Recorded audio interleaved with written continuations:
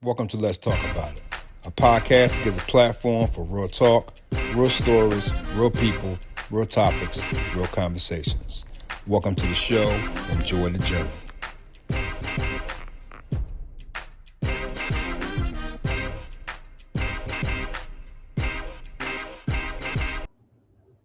Welcome, everybody, to Let's Talk About It, episode 11. A podcast that gives a platform for real talk, real people, real topics, real conversations. Today, I have an interesting story today, a very good story. Basically, it's about amateur baseball. You know, the ups, the downs, the rises, and the falls. I have a guest on here that's going to talk about that. Especially for other kids out there, listen to this story. He has a story that, you really should pay attention to, especially the parents of amateur baseball, which I was a parent of amateur baseball as well. From little league all the way up to high school to college. We're finally getting to see their side of the story. It's a long process, a long road. But this young man right here is going to tell his story, and it's a good story. This young man also was drafted by the Toronto Blue Jays in 2016 in the 28th round. Think about that. Draft date. Ladies and gentlemen, I would like to introduce Blake Ebo. Blake, how you doing? I'm great. How are you? I'm doing fine, man. How's the weather down there? The weather is beautiful. Right now, it's the hottest day probably of the year. It's probably like 83, 84, something like that. Sun's shining, so it's a great day. 83, 84. Like it's like it's like 51 and raining here in Charlotte. Yeah, see, you got to make the move, man. You got to make the move. Oh, trust me. We'll talk about that later on. Let's get down to business here. All right. What age did you start playing baseball? I started playing around 5 or 6. Yep. What? So like with like T-ball and stuff like that? I don't remember starting in T-ball, to be honest with you. I started in like machine pitch. I think maybe it might have been 6 or 7 or something like that. I started with machine pitch. That's how I remember it. And then that was kind of it. But my neighbor, Julius, still my neighbor back home, he kind of introduced me to the game, just kind of playing in the backyard because I was a football guy for most of my life. But, yeah. All right. So besides baseball, what other sports did you play? I guess you said football, right? Yeah, played football up until about high school, and then I stopped. People were telling me in my ear, like, you got to choose one and stuff like that if you wanted to be good. And then I also did track. I did soccer. And I played basketball for like a year, but that wasn't. So you was like all world. You was just doing it all. Trying. I was trying to figure it out. All right, let's get into your the travel baseball part. Mm-hmm. I mean, right? So, because I met you when my son, he was 13. I think he was like around 13 years old, right? With the South Jersey Young Guns, and yes. Doing the whole travel. Like, talk about your travel baseball experience, like where you started and how it was. Yeah, my experience with travel baseball, I would say, when I was real young, like in the rec organization, they have a travel team that comes out of the rec organization. I started there. I remember like fighting to make the team, and then winning districts and all that. And then obviously once we got out of that age, that's when the Young Guns thing came into play. And then that's when we were looking for travel teams, outside. And that was really cool. I got to see how good baseball was. Like, Brandon was on that team, Davis Schneider, Buddy Kennedy, Jason Groom. Like, it was a whole bunch of dudes and a whole different side of baseball that like I have never seen before. I was just like around the rec where, people were taking it serious, but not like, they weren't like this good. And now you look at those guys that I just named, and like they're doing their thing. Everybody had like good careers or having good careers. Yeah, you named some kids that they all got drafted and are, especially Davis. He's playing with Toronto right now, in the major leagues, and Jason Broom has come up the minor league system. So you play with some good players. Like, so when you was with the young guns, right? Your first reaction, I guess, was Coach Fisher. Coach Yeah. Fisher. How was it from you? What was the difference between like doing the travel with Little League and Rec compared to like a structure with Pat Fisher? That was a big At that adjustment. age.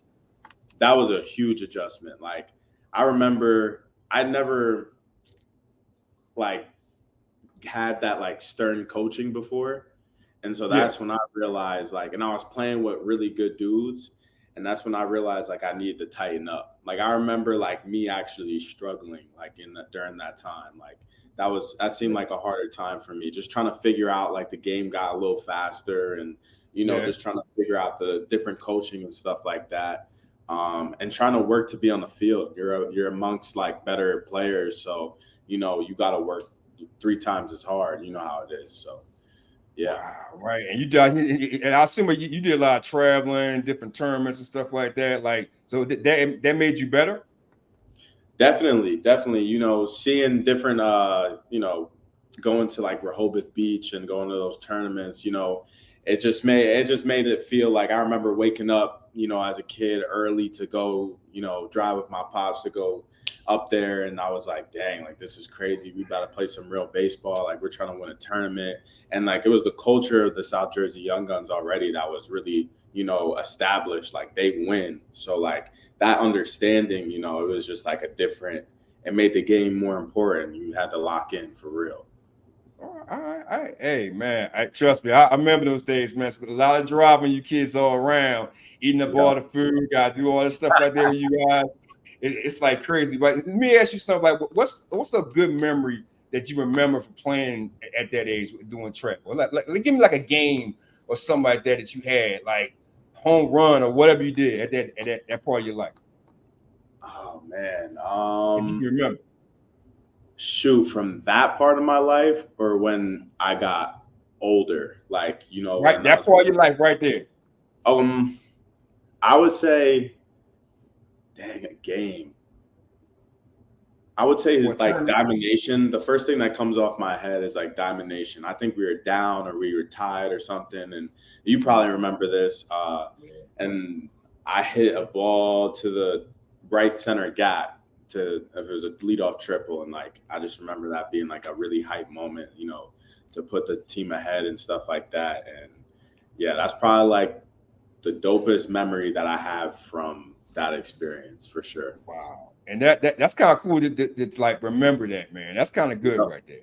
I like Yeah, that. So let's get into, so you followed the way that we talked earlier. You followed Coach Fisher, the part of six. I did. Like, I did. what made you do that? Um, it was something High school. about I'm sorry. Part six high school. I'm sorry. Go ahead. yeah, no, you're good. It was something about like knowing that this competitive culture was going to be brought into high school. Like I knew that this was some of the hardest coaching I've gotten, but I knew it was good for me though. You know what I'm saying? Like I knew like I think he had people from the school come in and to hit, and they would be committed to schools.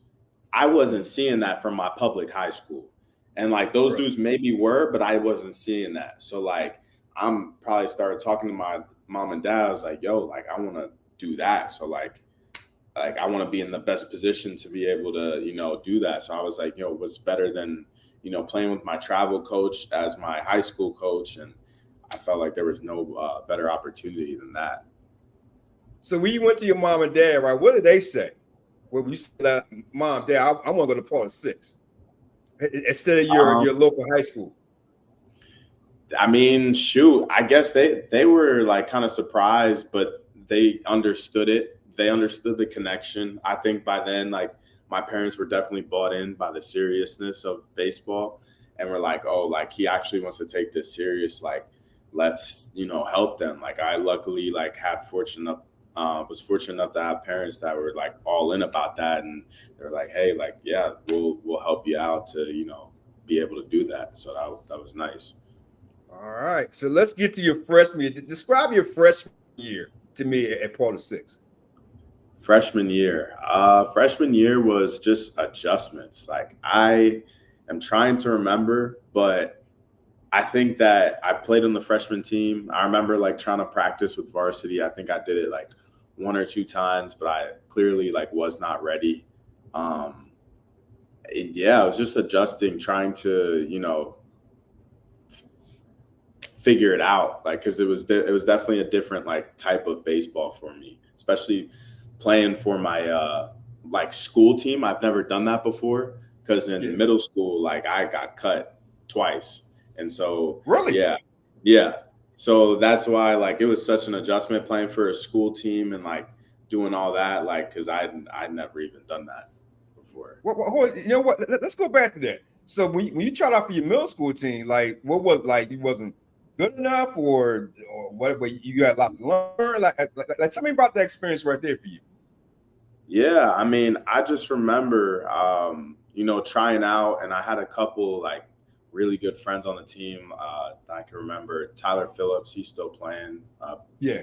for and then Aaron Porti. And I just remember like playing with these guys, and I remember like trying to make the team, and I remember trying out, and I was much more just not as developed as some of the kids, I guess, but like I thought I was good enough to be on the team. But I remember getting cut, like seeing that paper and being like, dang, like I didn't make it. And that was kind of, I didn't play middle school ball, but that definitely drove me. That definitely drove me. And I feel like it, definitely helped me later on.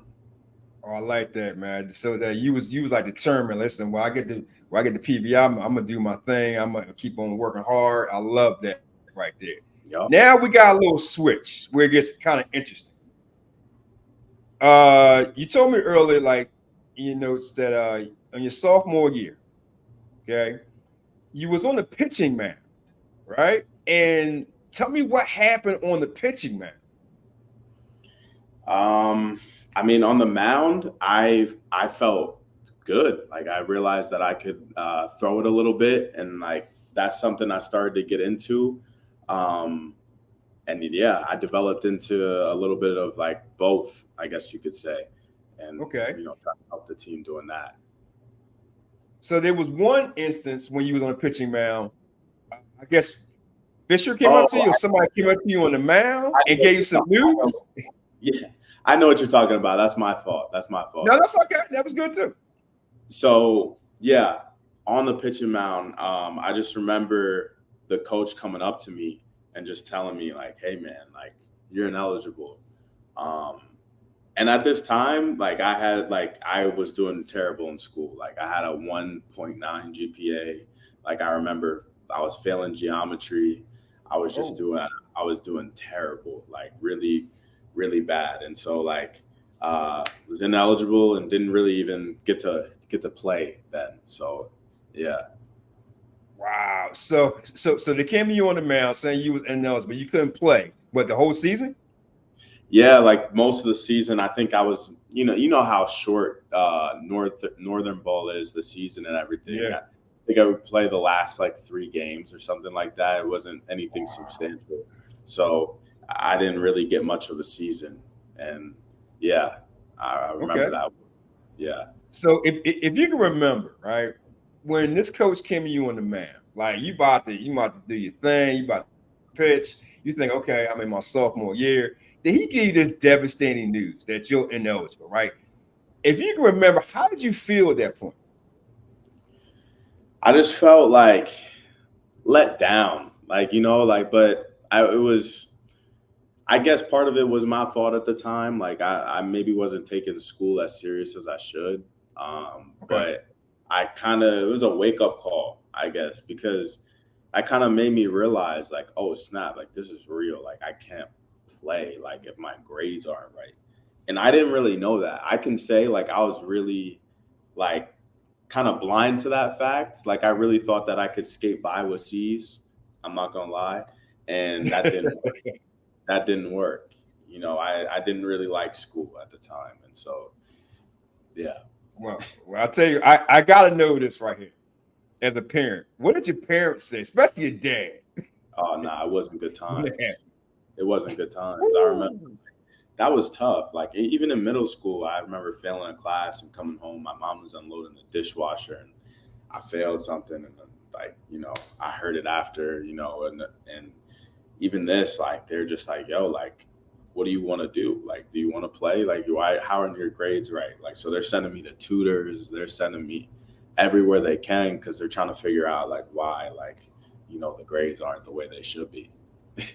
Now, when you got this note, was it Fisher told you this, or was another coach told you? I think it was an assistant. I think it was assistant. I talked to Fish though. I did talk to Fish after, and he's like, very disappointed. Like I remember, coming up to me, and then I was just like, I knew I was kind of in the wrong. There's nothing I could do. Okay.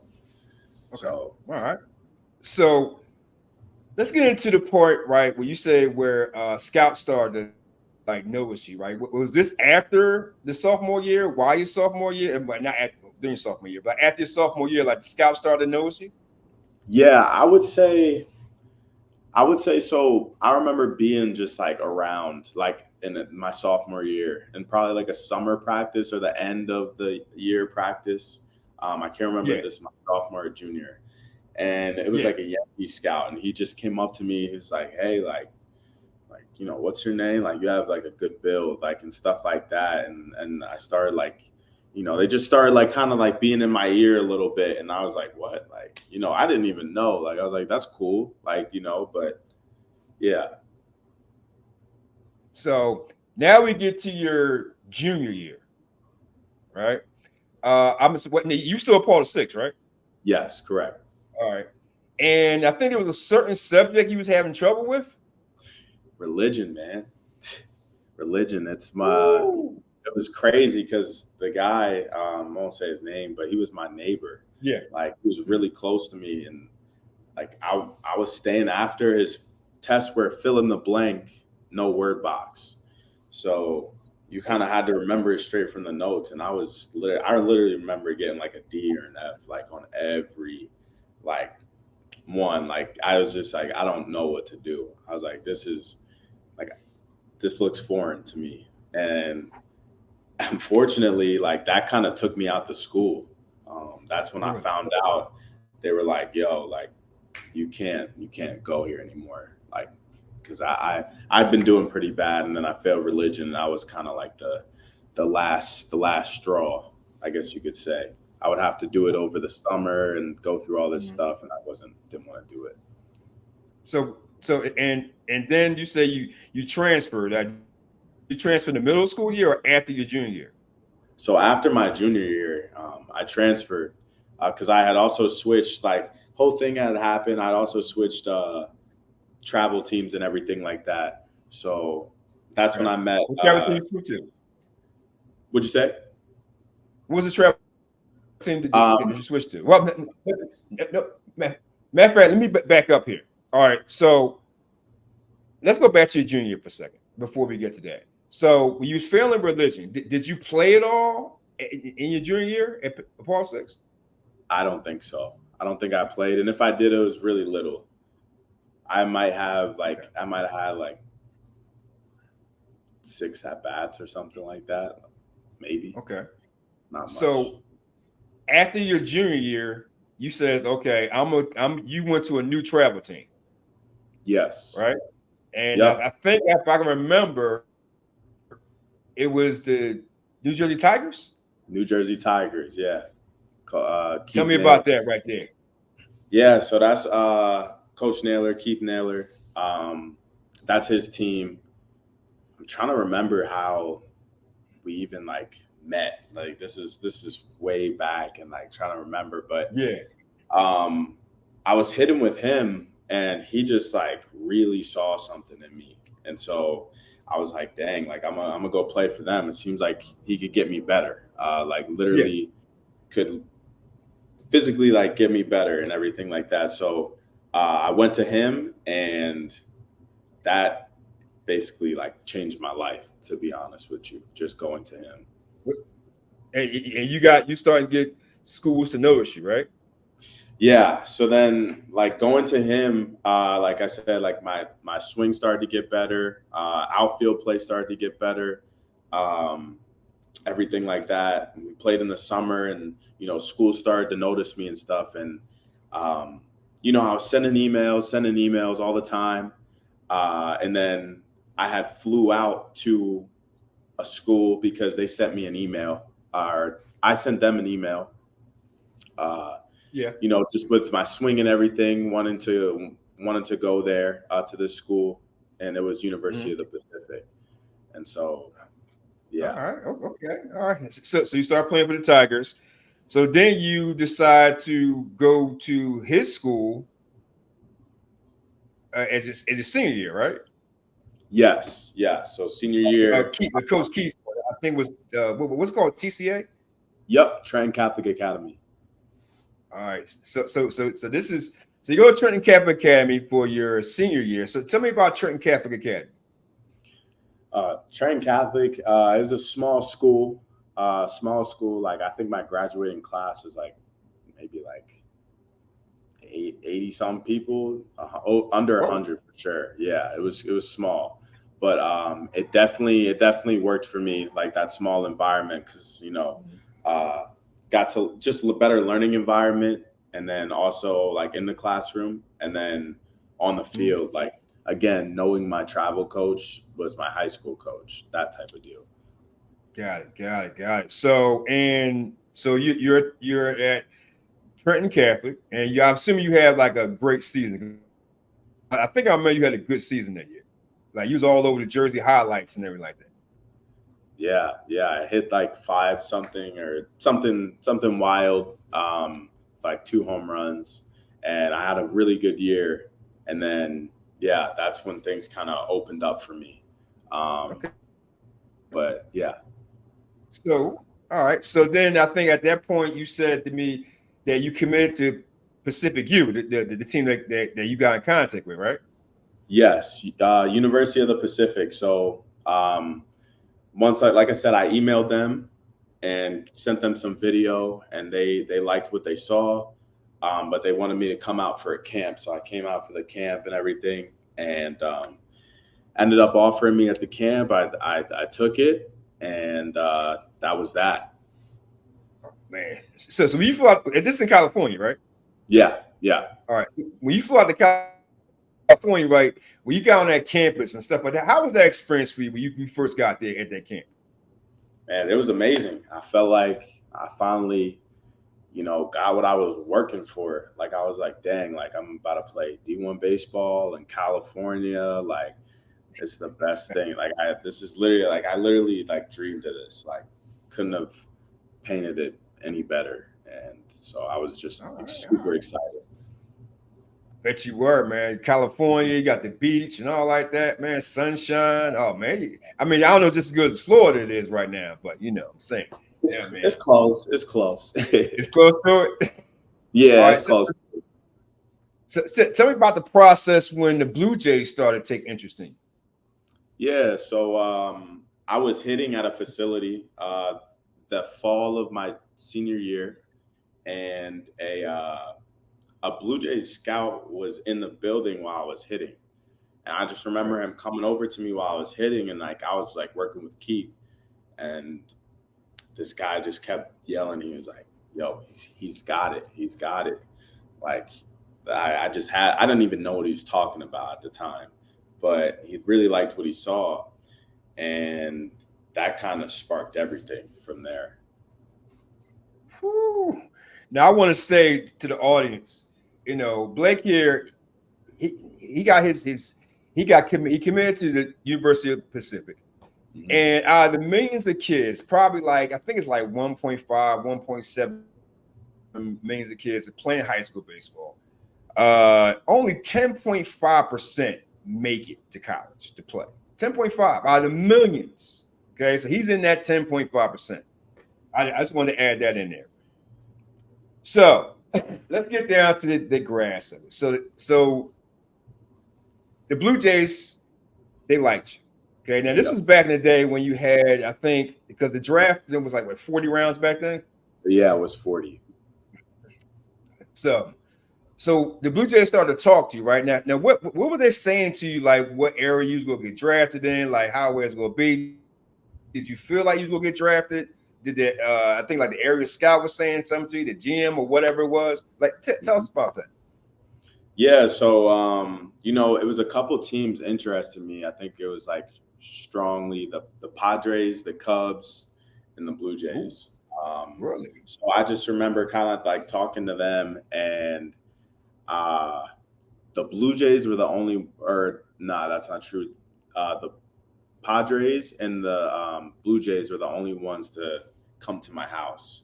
So Really? then, yeah, they came to my house, and I was like, they're like, oh, like you're gonna go in rounds like 5 to 10. Um, are you gonna take it if we draft you? Like they ask you all this stuff to just make sure that their investment is gonna be worth it. Like just even picking you, because they said like, yo, like as soon as you get this phone call, like you need to have a decision. There's no like call you back or it's this or that. Um, so yeah, he just kind of giving me the breakdown. I remember just him asking a bunch of questions, and then yeah, they ask everything. I mean, just for like they ask you got a girlfriend. They ask are you willing to move. They ask yeah, Wow, really? everything. Right. So at this time you had these meetings, right? These two meetings. Like, how was it around in the household? Like, what was the conversation about with you and your parents? About what was you guys talking about when it was happening? Yeah, I mean, it was just a super exciting time. I was just like, man, I can't believe this. It might happen. Like, I was trying manifesting it. It was crazy. Like, sounds weird, but like I remember I kept seeing Blue Jays that year, like the bird. Like, actually, it was some crazy Really? stuff going on. Yeah, and it was just the energy. The energy was good. The energy was good in the house. Like, couldn't complain. All right, all right. So when it come to draft time, take us through it. When you got the news. I assume you got a phone call, right? Yes, I did. All right. So tell us what happened at that point right there. We got that phone. So I remember being by my fireplace and I'm about to plug in my phone, and I just see the area scout. His name was Mike Alberts. I just see Mike Alberts, Blue Jays pop up, and I'm like, pick it up, and he's like, "Hey Blake, like we just drafted you 28th round to the Blue Jays. Like, congrats!" Like, and I'm like, "Oh shoot!" Like, you know what I'm saying? Like, this is crazy. And I just remember he's like, yeah, like enjoy this time. Like, I'm gonna call back a little later, go tell your parents, blah, blah, blah. And I was like, thank you so much. I appreciate you. Like, all that. And I ran upstairs and like, yo, I just got drafted, like told my parents. And that was probably like the dopest moment of my career. Like just being able to tell them that was really cool. Wow. All right. So now you had that great moment, right? You just got drafted. You're telling your parents, everybody excited, right? Hmm. Now it's the time to make that decision. Yeah. Toronto, Pacific. Walk me through it, bro. Walk me through it. Yo, tough time, tough time. Didn't know how to deal with like the decision making. Not gonna lie. I remember losing weight, like couldn't eat, like because I was like, I don't know, I was like low key stressed about it. It was a big decision. I felt like whether to go there or like wait and risk it.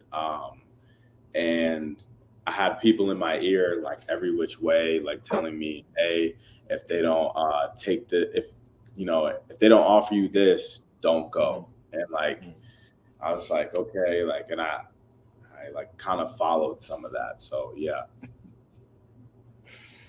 Wow. So now we're at the point you didn't decide, like, you didn't go either way. Yeah, so I ended up the Padres scout called me after I got drafted actually. And he was like, congrats, whatever, but I just want to tell you, like, we have a JUCO in Florida that's really like interested in you. And I didn't know what JUCO baseball really was, Yeah. but he was basically telling me like, if you go to these schools, like you can get drafted the next year and not have to wait, for the 3 years that you have to wait, to get drafted. So, and they pay for all your school. So it Really? was like full ride. I remember out of pocket, uh, they were like, you only have to pay $500 for a deposit. Um, and so that was obviously very tempting to hear that. And so, yeah, yeah. Wow. And that was the Indian thing? Indian Indian something? River. Yeah, Indian Indian River State. River. That's it. So JUCO. So you get down there, and then I'm thinking you told me like when you first got there, something happened to you, something bad happened to you. Or was it a year after you got there? A year after I got there. So yeah, I made the decision to go to Indian River. It just seemed like I said, the Blue Jays, like at the time, like it wasn't just a good fit and everything. But yeah, so How at was your that time, first year at Indian River? yeah, my How was your first year. first year at Indian River? How was it? Yeah, how was your first year? Yeah, first year is a huge adjustment. It was a huge Okay. adjustment. I could be honest. I feel like I was just like not prepared as much. I felt like it's definitely a transition period for me because that's when I found out really quickly that New Jersey baseball was different than South Florida collegiate baseball. Really? So Really? that was the switch. And I remember like that year at Indian River, we had faced 2 first rounders. So like Whoa. it kind of made sense. Like I was playing, I don't want to call it the minors, like, but the talent was close. Mm. And Yeah. so it was kind of like, dang, like if I'm not doing well here, like I might have made the right, decision probably. Like if things aren't going well, like I needed this adjustment period needed to happen. You know what I'm saying? Gotcha. So it was a big time adjustment, playing Northeast ball and everything like that. To going down to that South Florida, you had to really make adjustments. Yeah. Now I know your second year you had a little setback with your Yeah. leg. Yeah. So that summer, I found a ball off my tibia, like my shin bone, my leg, and I Ooh, went to an urgent care. Because I was in tears after. I'm not gonna lie, like that thing okay. hurt, and I went to an urgent care. They told me it was just a bone bruise, and I was like, all right. So they're like, stay off of it for a week. It's like, bet, cool. Stayed off of it for a week, right? And then next thing you know, I'm playing at Lynn University down in Boca Raton, and I get a single up the middle, and I'm running the first. Next thing you know, I just hear, and I fall. Oh, I was like, oh, like I didn't really know at first why I fell. Like I'm just like, and I get up and I'm like, I like try to move my leg and I feel like that it's not connected. You know what I'm saying? Like my shin bone that definitely broke. Like, so I'm picking it up and it's like, it's just not good. And so, yeah, I got surgery. Was in the hospital for like 3-4 days. They put a rod like in my tibia, which is still there, and 4 nails. yeah. And yeah, that recovery took about a year just to go through that. So with that whole process, right? When it happened and after the surgery, like how was your mental at that time, if you can remember? Like, how was your like support system at that time? Nah, I had a great support system. Like to be honest, I remember my mom coming down, my high school coach Naylor. Okay. I remember my summer ball coaches, like everybody was around me. It was good spirits. I was staying at my friend Adam's house for the summer too. And man, it was just, I was surrounded by really good energy, really good people. So it was easy to keep my spirits high, to be honest with you. All right. Now you said something earlier in all the stuff you sent me. What is the Barwin's method? What is that? Oh, Barwis methods. Yeah. So Yeah. they kind of did my recovery. His name is Andrew Rigney. He did my recovery at Barwis and really helped my leg get back to playing shape. And shoot, Okay. I got even faster from, you know, just Really? working with them. Yeah, yeah. I got faster, and my leg felt better, and that was a crazy recovery, I will say. All right. Okay. So let's jump to 2018. Mhm. I guess this is like a bounce back year for you. You left Indian River and you went to South Georgia State College. Yes, yes. Now, was it? Was you out? Now, what made you leave Indian River to go to Georgia? Yeah, so I left Indian River because the coach at the time, you know what I'm saying? He was trying to force me to play that year after I broke my leg. Like once I got Yeah. cleared to walk, he was like, "All right, I want you to play in the spring." Like, and I was like, I can't. Like, I'm just cleared to like start to walk and do different things. Like, I'm not fully good. And he was like, "Well, then I'm gonna have to take your scholarship." And I was like, Oh, "Yeah, right." So I went to the AD, and he was like, "Nah, that's not gonna happen. You're good." And I stayed for that year, but then I was like, "Yo, I'm out. Like, I'm not about to stay here though, because we're gonna clash." So yeah, that wasn't fun. so then so you signed on with Southern Georgia State College. Like, so tell me about that experience, like getting there and your first year there, classes and even the classes as well. Yeah, so no, South Georgia State was a great experience. Like I was out in the middle of nowhere, Douglas, Georgia. I loved it out there. Um, I was able to at Indian River. I don't know what they had going on. You weren't allowed to get like extra work in during the nighttime. It was weird. Like Really? you were kicked out by security out of the cages and all that, and Wow. it was just like bad environment to get better. To be honest, and I remember South Georgia State. Didn't matter what time of day it was, like you could go hit, had a machine in there, and just like they had a really good winning culture. Um, and that's something I needed to be surrounded by, to be honest, because before at Indian River, we weren't winning. And then when I got here, like it's just like the team chemistry was immaculate, and it was just we were just some dogs there. I won't lie. I assume you had like a great year, right? Yeah, I had a pretty good year there. I had a pretty good year. That was probably like my best year in college, to be honest, playing Okay. playing for them. So, yeah. All right. Okay. So next, I guess we could say Kansas start knocking on the door. Yeah, so I was, sending emails out to schools and, trying to find a school. And I sent my video to them. Coach Price really liked what he saw. He came to see a game in Middle Georgia. I was in Georgia. Okay. And he came to see me play, and I don't remember. I didn't even have the best game, but he liked what he saw, and after that, invited me up for an official visit, gave me an offer, and that was that.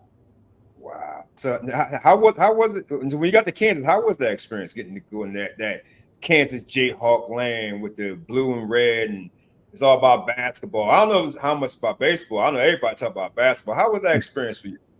Nah, that was some of the best times of my life. I won't even lie. That was a great experience. I remember just meeting a whole bunch of people, like best friends that I still talk to this day. Um, just the Kansas culture in general. Like I still feel like I still support them. Like even though I'm not going there, obviously, and like I mean, it's just like it's different up there between the basketball. The football is good now. The baseball just beat TCU yesterday. I mean, they're doing their thing. They're doing their things. Winning culture. Oh man, That's I Mason. love it. So I guess like because so then we have 2020, right? Same happened with my son Brandon, and happened with you too. COVID happened. hmm talk to me about like what you. I assume like he was playing the beginning of the seasons. Like, so what happened when COVID happened at Kansas? Yeah, so I remember we had just left a game from Iowa, um, and I was like, I remember hitting a double that game. I was just getting hot, and then I heard people talking about this COVID stuff, and I really did Yeah, not like when people talk like that, like talking about like schools are yeah. going to shut down. I'm not believing that. And so I was like, that's not gonna happen. And then I remember on the way back, they told us like, yo, like the season's canceled or something. Like we gotta go. Like we're evacuating the school, something along those lines. And I was like, what? Like this is real life. Like I couldn't believe that. That was crazy. That was crazy. Woo. So the school shut down. Baseball is done that year. Basically, it's done that year. Yeah. And did you exercise your right for I think a extension like everybody else? Yes, I did, and I got it because I played 6 years. Yeah, so I definitely got the Okay. extension. So after Kansas, you went. You say you transferred to PBA. What's PBA? Palm Beach Atlantic. Palm Beach Atlantic. Oh, Yeah. that's right. Yeah, I remember now. Oh, I got Yep. you. I got you. I got you. I got you. So you went back to Florida, Yes. right? Yes. Yeah. Okay. Where you at right now, matter of fact. Yep. So So, you went to Palm Beach Atlantic, and let's say you going through the training, you're getting ready to go, you ripping and running. Now something happened to you 2 weeks before the season started. What tough. happened? Tough day. Nah, that was possibly the best I've felt. Like I was seeing the ball great. I was feeling good in the field. Um, and then 3-2 count.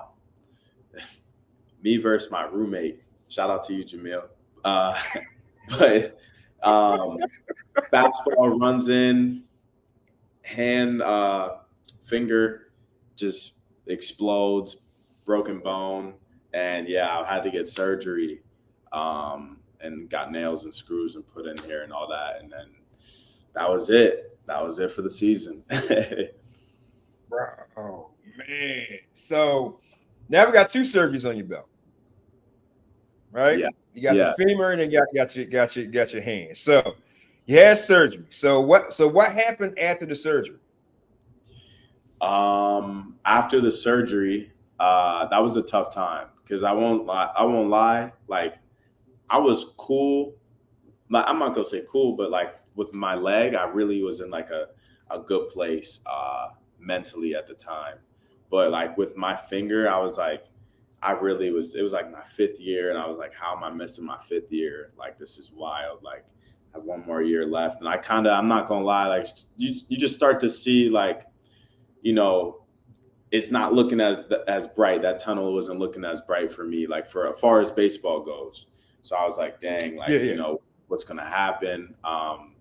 And so that was a tough time. But I started to like, I was listening to music more, starting to get into music during that time too, and just finding life out. I just know that I had to find like life outside of baseball, like like that's kind of what made me realize because I also was putting everything into baseball, like what would happen on the field, like I would think about it all day and like didn't know how to, like my whole life 20 years have just been like straight baseball and didn't know what to do, if it possibly wasn't going to be there one day, so had to find another outlet.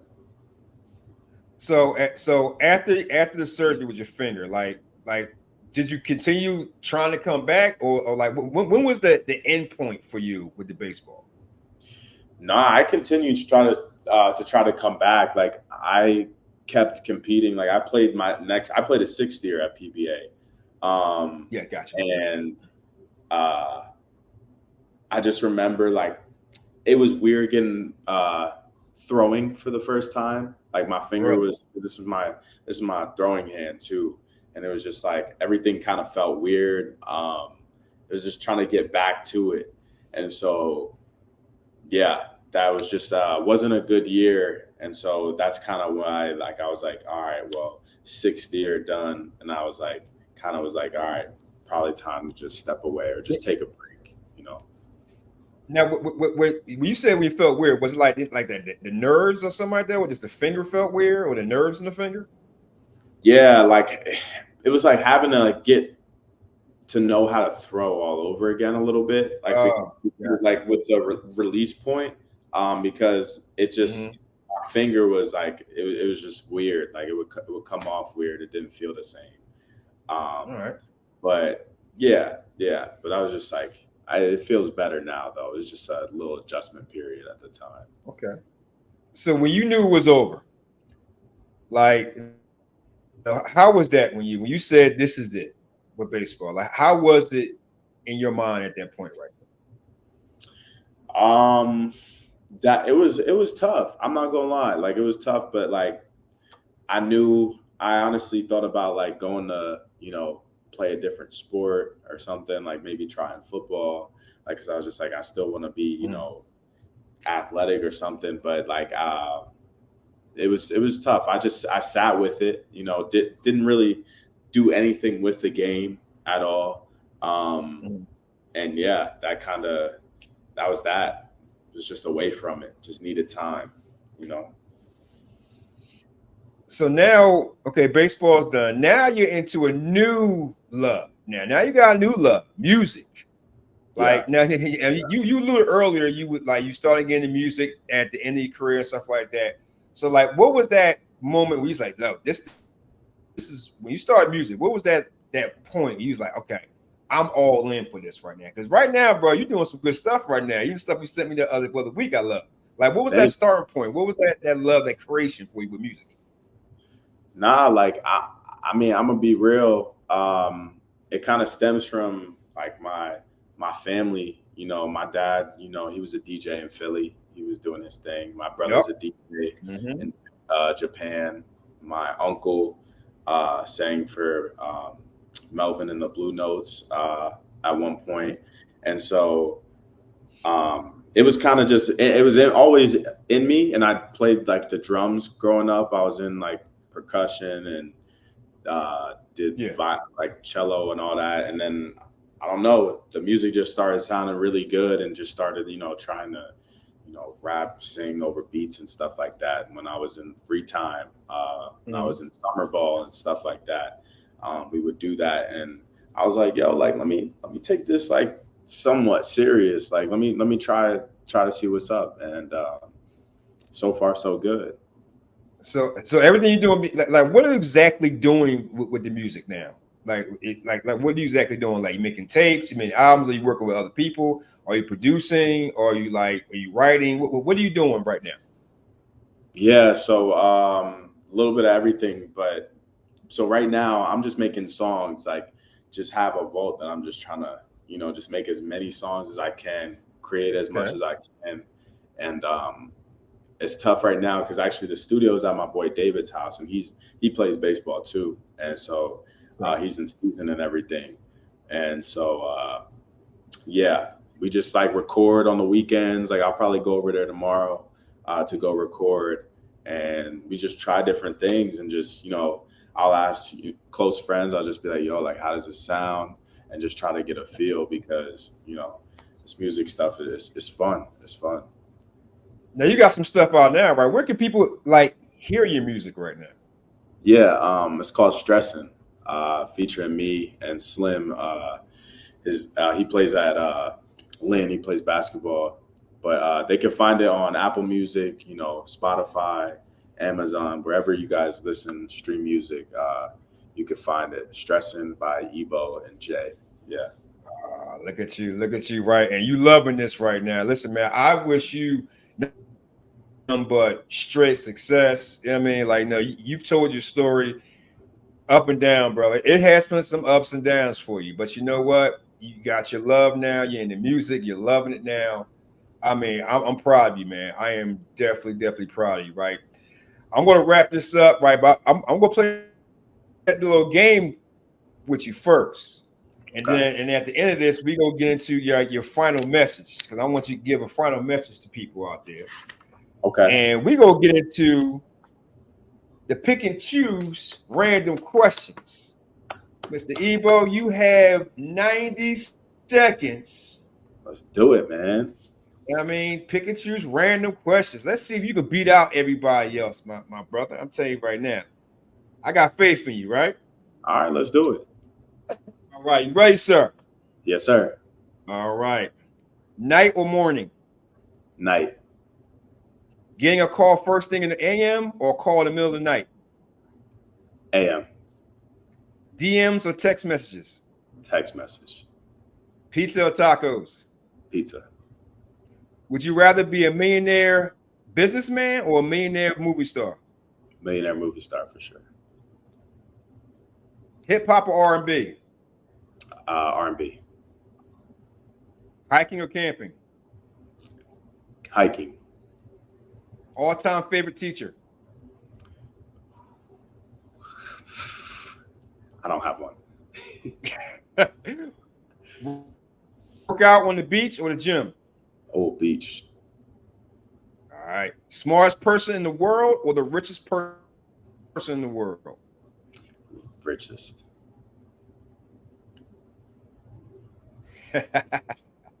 Washing dishes by hand or dishwasher?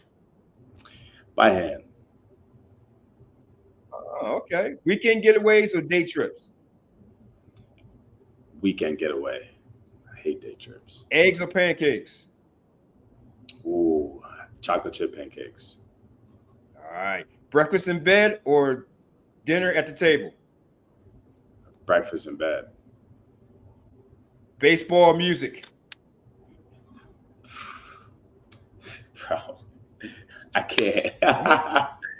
Man, both. Both. That's hard. That's hard. They both the same, man. That's tough. I know, right? You start baseball. I had to throw that in on you, man. See that? You're not too bad. A minute 27 seconds. That's not bad. You beat it though. That's good. It's good. All right, let's go. I know the tough one, right? I know that was I was like, dang, because I'm back in baseball now. Like I'm giving lessons and stuff like that. So that's awesome right there. Yeah, I like it. Mr. Ebo, I want you to talk to the audience. Maybe there's a young kid, maybe a young African-American kid, because it's not that many young African-Americans playing baseball today. It's not that many. Or any young kid in general, even a parent. But let's talk to the kid. He wants to take that road. You know what I mean? Like your ups and downs. Like, what would your advice be to him? As let's say he's in high school right now. He's going down that road. He wants to do all this and that. Now, what would your advice be to that kid today in high school right now? What would you tell him right now? I just tell him to, write your goals down, write everything down on a piece of paper, everything that you want to do. And like get up, write it down, and write those manifestations down. Like if you want to go to Arkansas to go play baseball, like I will go to Arkansas. Like I will accomplish these things. I feel like that's a huge thing that works for people. Where it definitely worked for me, because I'd say everything I did, I wrote it down. Like I wanted it to happen. And then also, it sounds cliche, but like try to be patient, because I didn't sign to my senior year, end of the fall, and I remember a lot of kids come in the facility now, kind of bummed that they don't have an offer, and it's kind of just takes time. But and also just one more thing, just work hard. I know that sounds cliche, but for real, give it your all, because the game's gonna reward you. Life will reward you if you're working hard, and you're doing everything you can to get where you want to be, and then you'll get there. Mr. Ebo, I'll tell you right now, you have you're one of, again, you're in that 10.5% of getting a college scholarship. But you also was in that 7.5% of all kids playing baseball to get it. Be proud of yourself, sir. Be proud of yourself. Thank Keep you. on continuing with your music. Keep on doing what you do. Be that strong black male role model that I know you're going to be. Yes, sir. Trust me, we need this in this world. You're doing a great job, sir. I'm telling you right now. One last question for you is, out of everything you went through, from youth to now, would you change it or would you just do it again? Would you change anything or would you just let it happen? I would just let it happen. I would just let it happen because everything definitely happens for a reason. God makes no mistakes. I truly believe that.